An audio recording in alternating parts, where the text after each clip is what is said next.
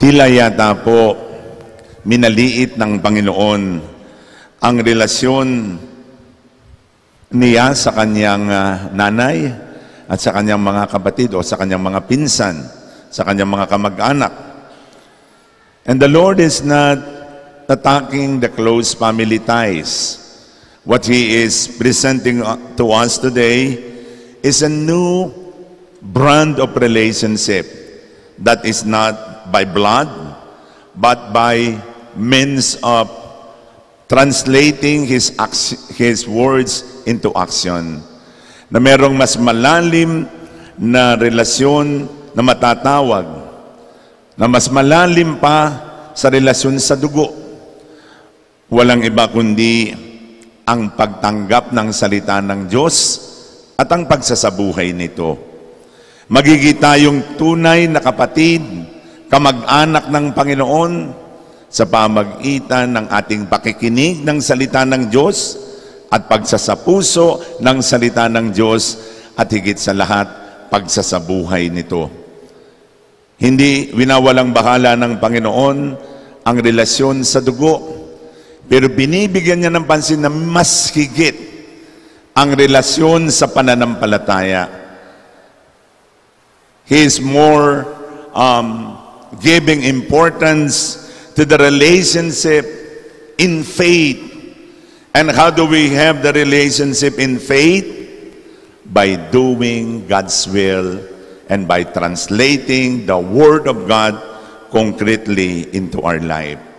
Na kapag ang salita ng Diyos ay ating sinabuhay, tayo ay masasabing mga kapatid, mga kapamilya ng ating Panginoong Diyos.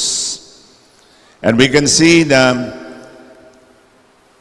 intimate relationship of Jesus with the family.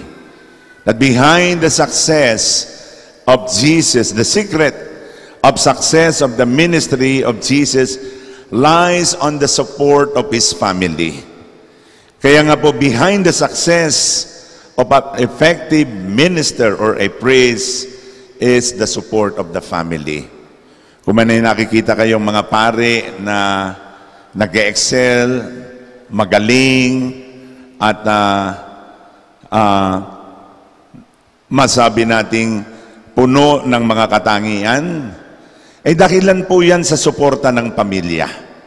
Dahilan po yan sa pagmamahal ng pamilya. Ito na lang po sasabihin ko, ako po ay produkto ng panalangin ng nanay ko. Ako po ay, sabi natin, hindi nila akalaing ako yung maging pare.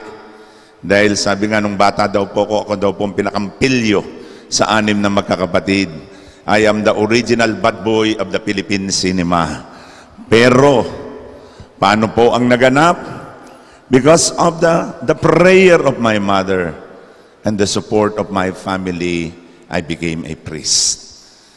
At tayo rin po, pwede tayong maging matagumpay sa anumang ating mga ginagawa kung makakatanggap tayo ng tamang suporta sa ating pamilya.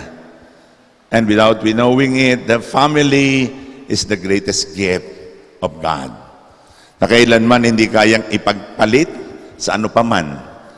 Pero naroon ang hamon na patuloy silang mag-unawaan, magsuportahan, magbigayan, magmakalan. At ang pinakang daan upang ito ay maganap ay sa pamagitan ng panalangin. Because the family that prays together stays together. Amen.